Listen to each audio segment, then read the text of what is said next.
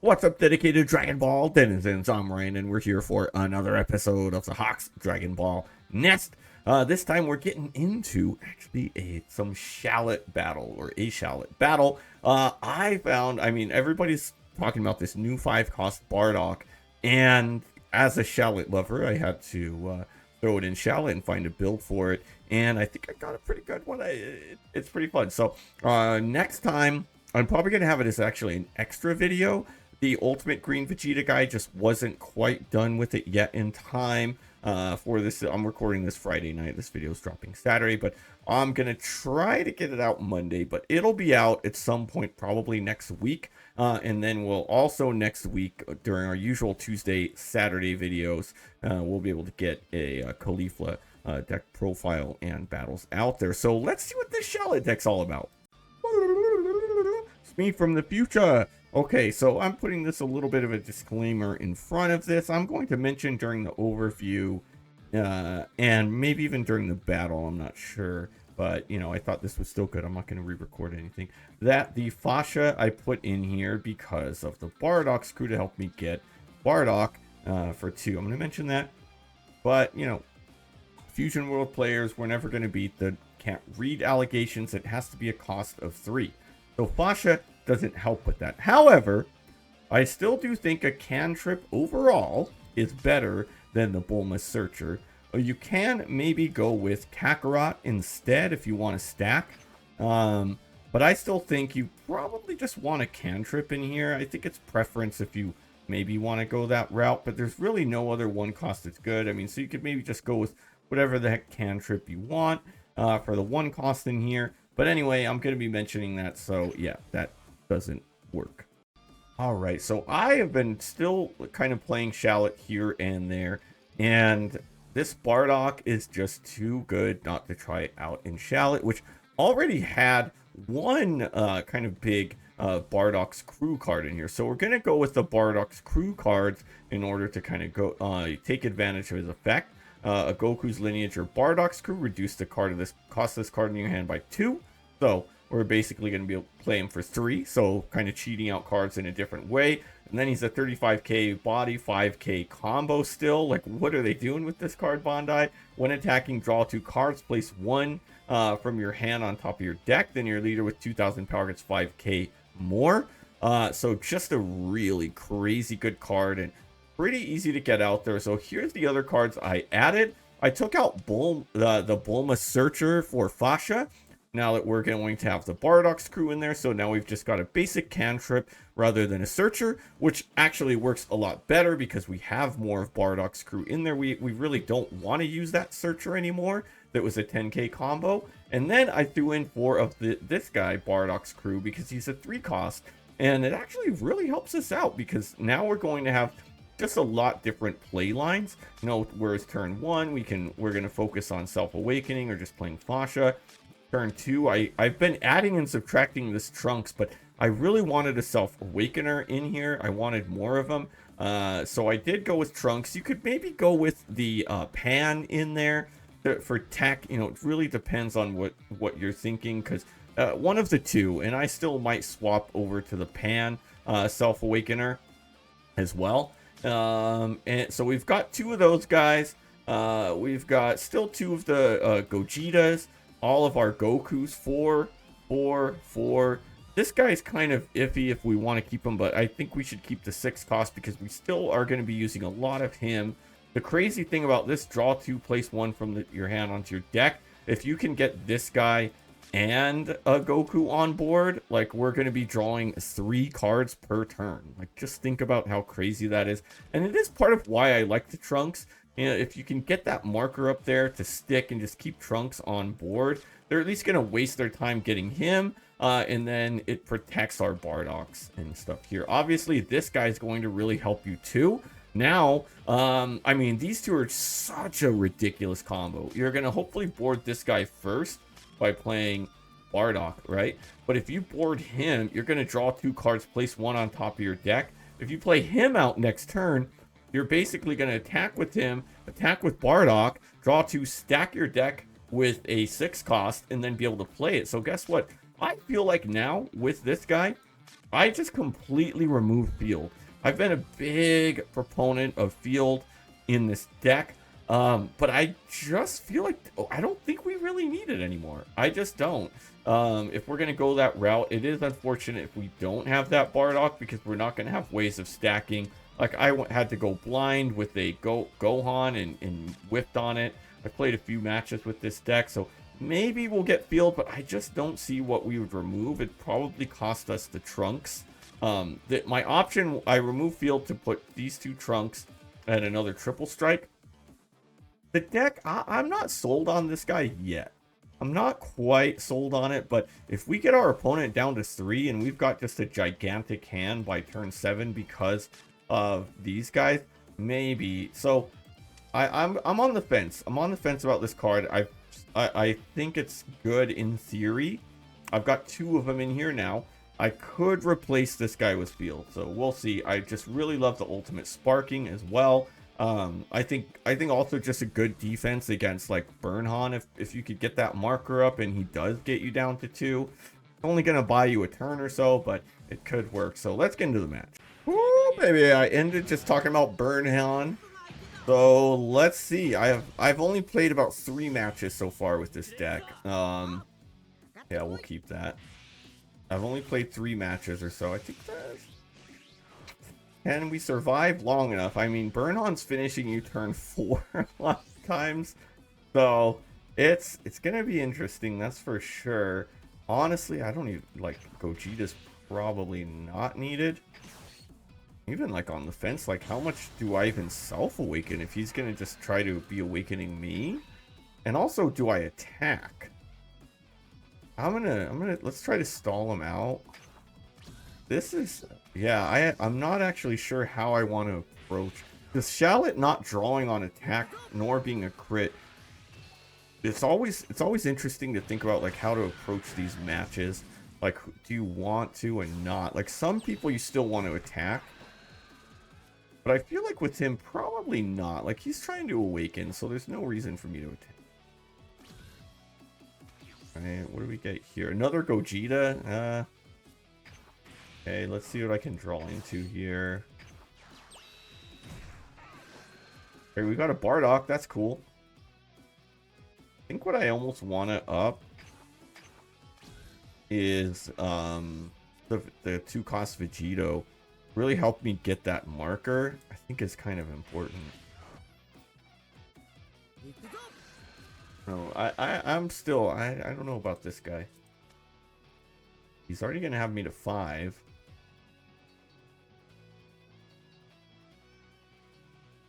See what he wants to do. He's thinking, are you going to combo on me? Because I'm not, I'm not defending it. I know you want to finish me early, but I'm not defending it. But we'll just throw that out there now. And it'd be nice to get me a Bardock. Okay, he's cantripping. Solid. Solid on my part. So it'd be nice to get rid of those. Alright.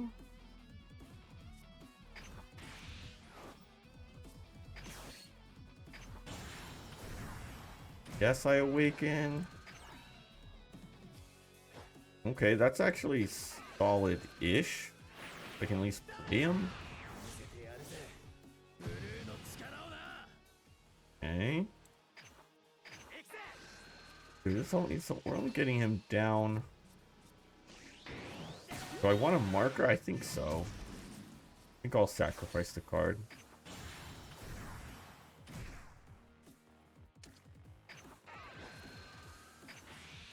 I know I have that one. Actually, you know, I should have put the Gohan. In case I have to combo him, I'd like to keep 1. And next turn, if this Fasha sticks, we can play up. But the real question is, like, do I play him or do I play him? This could be pretty useful to help me get rid of some of these rested Gokus, you know? He has to rest 2 Son. I mean, obviously he can gonna play out that Trunks, but the Trunks Goten for 2, but we'll see. We may be able to time this really well. I mean, he can go from He can play 2 Awakeners, so he can awaken. Probably get me down to 3. We'll see. I'm also gonna try to take a chance here. Interesting. Oh, yeah. That's... I think... Yeah, we're definitely playing this guy next. Because we could KO him. This is good. He's not awakening either, so we're... This puts us in control on the curve. Is really good. Also, one thing to think about is if you do have a Bardock's crew, you can at 6 energy, well, more like 5 and a marker, you could play Goku. He'll go out for 4 and and you get your marker back, and then you go back to 3 and you could play the Bardock, which I think is just a cool play. Okay, he didn't even combo up here.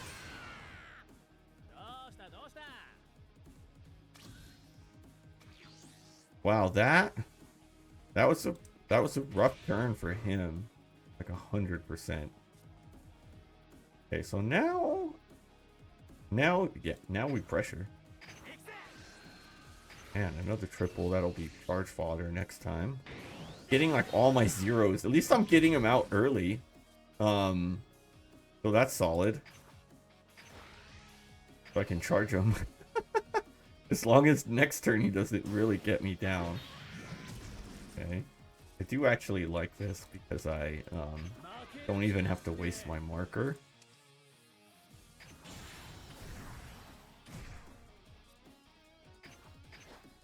I think my question is, like, do I take a chance? I think I do. Actually, this is pretty good. The downside now is I did sacrifice a few 6s in order to get this. I actually only sacrificed 2. He already went straight down, so I'm totally fine getting rid of this card. If I whiff on it, sucks, but whatever. And we do. Okay, so now that's it.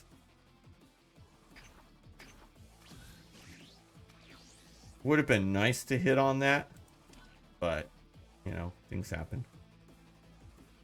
All right, I think, look at this. He has 16 cards in hand, though. Absolute insanity, but you know, I think I'm in an okay spot. The real key, though, is gonna be if I can utilize these Chi-Chis on board. We already know, like, he's burning me down to 3. That's happening. Okay, there goes one Chi-Chi. Oh, it gets 2 of them! Oh, man, I forgot about that. Oh, that's rough, actually. Yeah. Not like I could have utilized them for anything else. It wouldn't have helped to combo them, because he took... Well, maybe with this one. No, because that was 5, 4, 3. Yeah. You know. Got 3? He only has 3 left. 2 and a marker, so... Okay, I think... So he's just going to try to get me for a big hit right here. 2 cards. That's insane. So he's going to be back to... Oh, and... Ooh, got that SCR. Hey, I've got 4 copies of that SCR now, too. Like, physical copies. I just, I don't want to get to all the other SCRs. The Goten. Alright.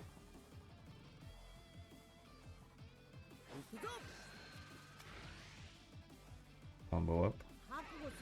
Oh, he's giving it to himself? That's actually kind of crazy. Because I'll easily defend that. 55. I think I could get rid of the Trunks. 60, 65. I'm not going to use the Trunks again. Or not again, but at all. That's it. That was an interesting move, in my opinion. I guess I see why, because he knows this guy's dead again, but... I think I'll go with this guy. I think that he might straight up. Like he may try to... Does that guy have combo power? I still don't know enough about these. He has 500. Yeah, so he probably would have comboed him. And look, this is going to be the combo right here. This. 1, 2, 3, 4. Put a 6 on top and we get it back. Oh my gosh. It's going to be so great. First we'll... So I guess at some point I should get rid of this guy. I mean, no, there's no point in it. Back again. Oh man, we got another one. Feel.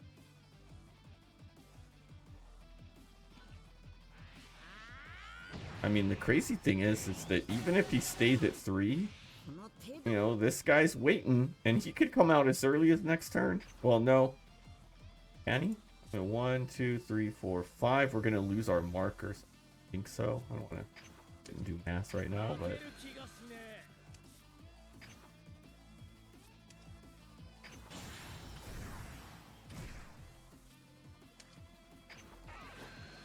That marker, we could play him out. Got here, another Vegeta, nice. Vegeta is like almost at this point like exclusively just to be a 6 cost 10k. Like I just never play him. Okay. And really start thinking about this. Got him down to 12. Can we flip hand size? I'm interested in this because he knows that this guy's probably dead and he wants to play him out. So that actually tells me that I'm gonna start going for this guy. Because I'm fine with him staying at 3. Let's get this hand size down to prep for a double strike at this point. Oh, man. Ooh, yeah. Look at this.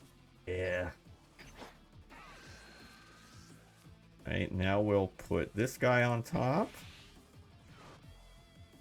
What am I doing here? Oh, I forgot about this part, though. Dang, whatever. I should have waited on my attack. At least it's defense. I don't care. Yeah, see, he doesn't want him to die. Alright, what am I discarding? I guess a Gohan. Or should it just be the ultimate sparking? Because I don't know. Next will be at 6. I mean, I do have the UI. And I could play him out and keep it. Yeah, so I think I'm gonna discard this guy. I should have actually freaking should have discarded put the Gohan on top. I just didn't want him to see I have a Gohan in hand. See, it's gonna cost him a lot. He's probably defending. No, he's not. Oh yeah, I like that. Oh, I like that. Okay, so if one of my 2 Bardocks sticks, we're gonna be able to play him first 4. 1, 2, 3, 4. Get a marker back, and then we'll have 3 again, and we could play him again. We could pretty much do the same play line as the last time. And then the turn after that, if he's still alive, then we go ahead and hit him with the SCR. Now the question is, does he go hard to face? Does he go for my face, though? And does he have enough to win? If so, I mean, I've got some good combo power here. Okay, so that's what he's going to try. But, I mean, well, this guy's the weak link here. So, oh my god, he went with that. Okay. That's an interesting... Like, why play him out? Yeah, I'm not letting him die. I mean, I get he's 5k less, but you really should have went that route. Can I defend this? So 40, and then he can't do anything. Man, that's a whiff on this, and it's kind of G's for him. 60, yeah, he resigned. Wow, nice. Well, that's going to do it for this episode of the Hawks Dragon Ball Next. Hope you enjoyed this video of Shallot. I'm telling you, Black is really back with this set, and Shallot is not quite getting enough love on that. I don't know. I mean, maybe he's not the best of them, but what I'm seeing so far in limited testing is that Shallot has more legs than maybe people are giving him credit for. He has some ridiculous play lines, like getting UI Goku out with Bardock, or even going with the Bardock and Bardock Goku, which if you play those back-to-back turns, turn 3 pop the marker, turn 4, then you're able to get them out. Or if you get a Fasha to stick, you can play the Bardock for 3, don't have to pop the marker, then go turn 4 into Bardock Goku, and now you're guaranteeing yourself 3 35k hits in a turn, almost guaranteed, because of how everything's going. So, yeah, if you liked what you saw, hit that subscribe button, become part of the Hawk's Nest, a fearless flock of fabulous folks who love to do what we love out here. I love making these videos, and I'm excited for FB08, but until then, we'll see you next time.